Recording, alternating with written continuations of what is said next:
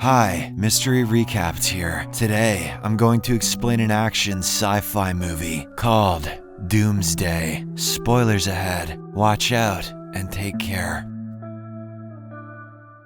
The movie opens in 2008 when a deadly virus called Reaper is discovered and accidentally released in Scotland. The virus has already infected thousands of people, causing symptoms such as hysteria, homicidal impulses, boils, and ulcers. Currently, soldiers dressed in hazmat suits are shown blocking all routes from Scotland to the south of the island. They fire into a crowd of refugees, both infected and uninfected, who are desperately trying to flee. In response, the enraged crowd also turns on the soldiers and attacks them. Among the refugees, we see a mother holding her young daughter, Eden Sinclair. The two desperately attempt to flee, but a stray bullet strikes the girl, removing one of her eyes. Despite this, the mother somehow manages to get her daughter on the last helicopter, bound for central England. Before they part ways, she gives Eden a letter so that she can remember her. However, shortly after Eden departs, her mother is eventually killed by the crowd. To keep the infected separate from the rest of the world, the British government eventually builds a 30-foot-high concrete wall to isolate Scotland. Several guards are stationed along the wall to shoot anyone who approaches, and minefields are laid near the border. The quarantine is effective, but its extreme methods sever diplomatic and economic ties between the United Kingdom and the rest of the world. This makes the UK an outcast, resulting in a future marked by unemployment, unrest, and growing inequality. The scene then cuts to the year 2035,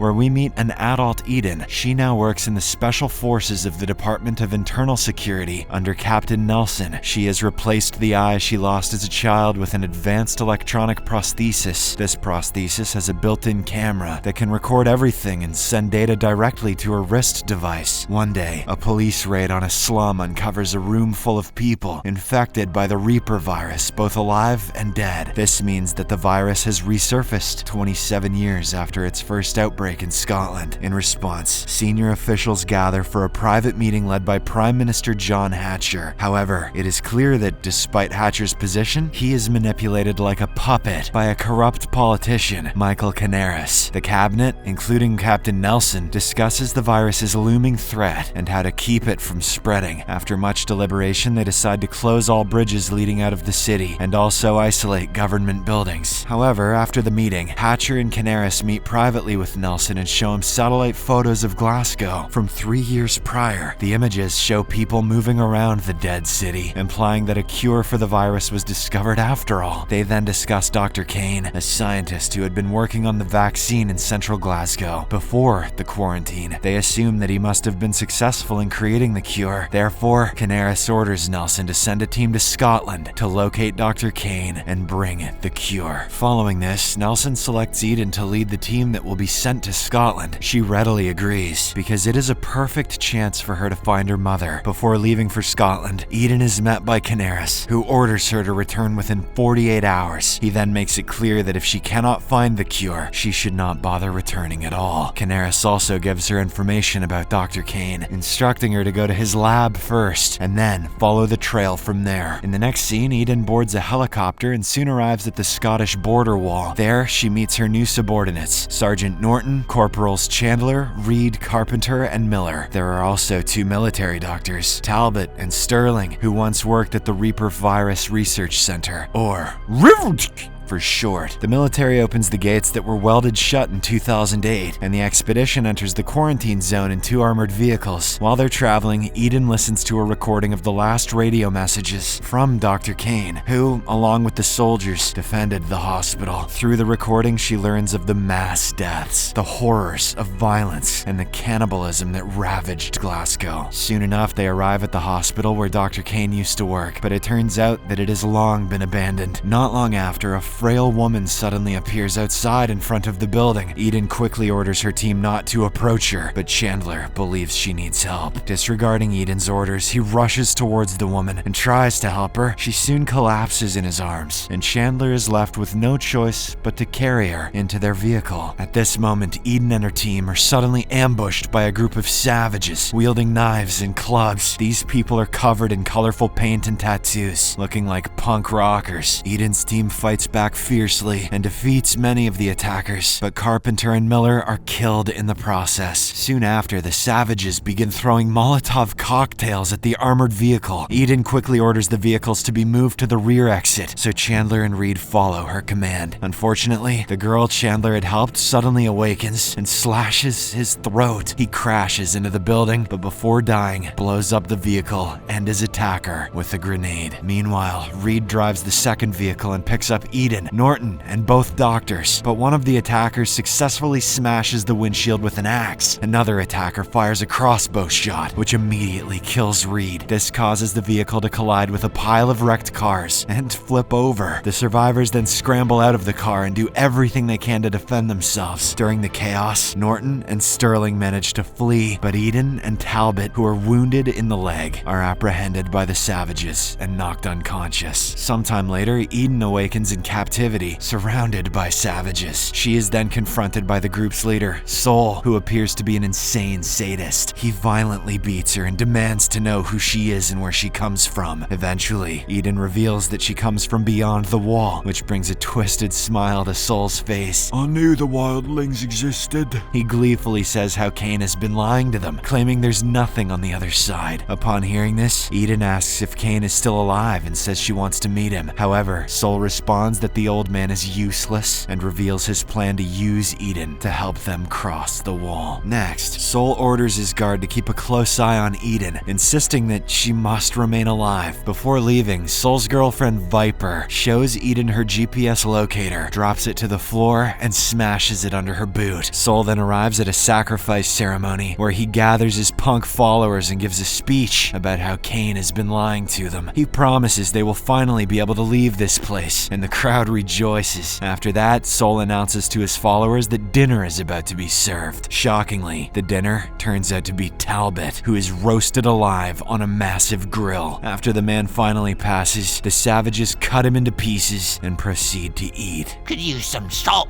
No, oil. I think it needs paprika. In the meantime, Eden uses a wire from her broken GPS to unlock her handcuffs. She then grabs the guard outside and forces him to open the cell door. The terrified man obliges and unlocks the door, after which Eden immediately kills him. She begins to leave, but another prisoner named Callie speaks to her and asks if she can release her as well. Eden refuses to get involved, but Callie explains that she is Kane's daughter and can take her to him. This finally convinces Eden, but all of a sudden Viper shows up. The two women then get into an intense sword fight, but in the end, Eden gains the upper hand and decapitates Viper. Following this, she releases Callie, and the two make a run for it. They meet Callie's friend Joshua along the way, who agrees to help them escape. Eden then contacts Norton and Sterling via radio, instructing them to meet at the train station. The two immediately head to the location, but are spotted by some savages on the way. Despite the danger, they sprint with all their might as the attackers pursue them on a motorcycle. Eden also rushes to help her companions and kills one of the savages with an axe. In the end, she and her team manage to board the train just in time, narrowly escaping their pursuers. After a while, Callie reveals that Soul is actually her brother and Kane's son, but her father and son are at a brutal war right now. Callie also states that while she will tell Eden her father's location, she has no plans to go there herself. She describes her father as a psychopath who enjoys torturing and killing anyone who opposes him. Shortly after, the train takes them to a remote mountain area. The group then passes through an old bomb shelter, which was originally built to protect against nuclear war and is stocked with all the necessary supplies. However, shortly after leaving the shelter, they hear thundering horse hooves, and several mounted horsemen arrive wielding bows and spears. They turn out to be Kane's executioners, led by a dangerous and intimidating man named Telamon. Telamon. The group tries to flee, but Joshua is tragically struck and killed by a spear, while the rest are apprehended. Following this, they are taken to an old medieval castle, where Kane rules after declaring himself King of Scotland. Eden finally gets to meet him, but she quickly realizes that he is not who she expected. Kane reveals that he chose this location because he knew they would be watching over the cities. He believes that this primitive, closed society is the most reliable, and that it will survive regardless of whether life exists beyond the wall. When Eden reveals that the Reaper virus has returned and she has come to seek a vaccine, Kane dismissively informs her that there is none. It turns out that the few Scots who have survived here have simply developed immunity to the virus. To maintain his power, Kane orders the execution of Eden and her companions. shenanigans. The psychopath doesn't even spare his daughter and orders her to be branded with a hot iron to cleanse her of any infections. She has cooties. After this, Eden is forced into battle with Telamon. in the arena. Meanwhile, Norton and Sterling overpower their guards and confine them to their cells. They then release Callie and break into the ammo vault, taking grenades and other weapons. Back in the arena, Eden continues her intense fight with Telamon. She eventually manages to pierce his helmet with a chisel and kills him.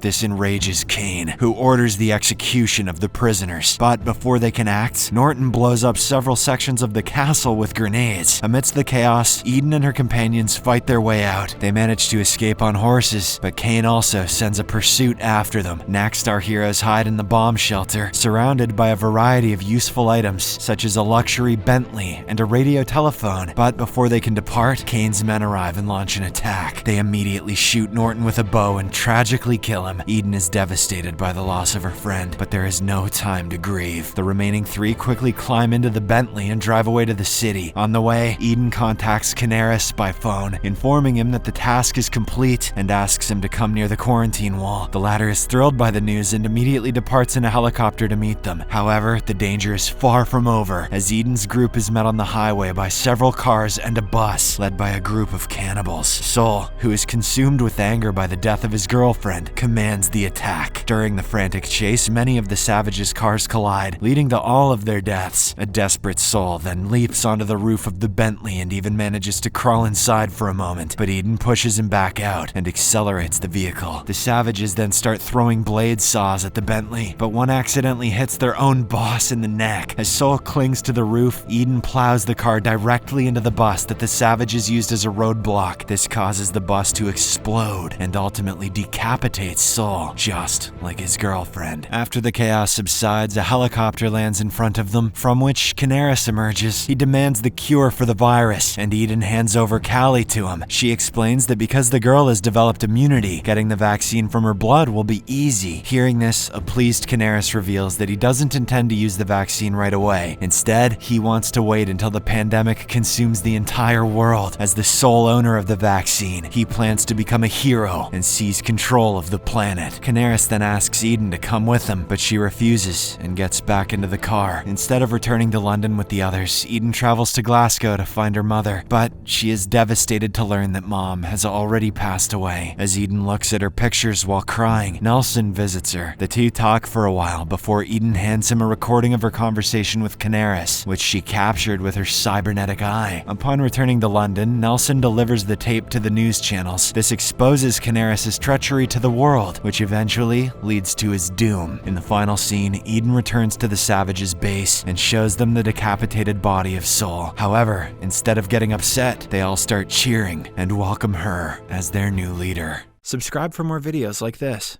turn on notifications, and leave a like to help the channel out. Thank you for watching.